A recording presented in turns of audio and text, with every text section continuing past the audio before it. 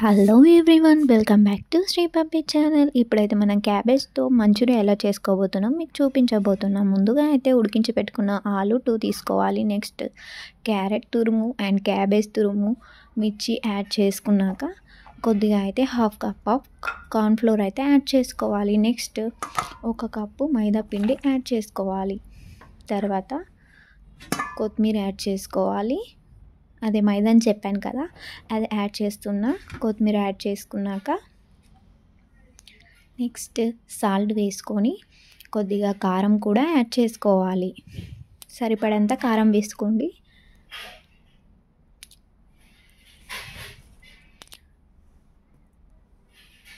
కారం సాల్ట్ వేసుకున్నాక కొద్దిగా అయితే మిరియాల పౌడర్ వేసుకోవాలి. నెక్స్ట్ అల్లం పేస్ట్ వేసుకోవాలి. అంతా మిక్స్ అయ్యేదాకా ఇలా కలుపుకోవాలి.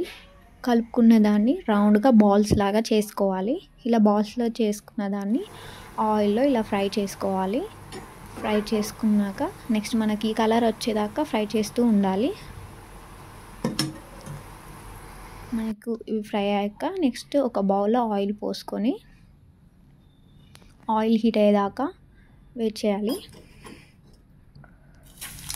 నెక్స్ట్ ఆవాలు జీలకర్ర యాడ్ చేయాలి. చేశాక మిర్చి ఆనియన్స్ వేసి కొద్దిగా కొరియాండర్ కూడా యాడ్ చేసుకోవాలి. Next soya sauce and green chilli sauce add చేసుకొని next red chilli sauce add చేసుకోవాలి.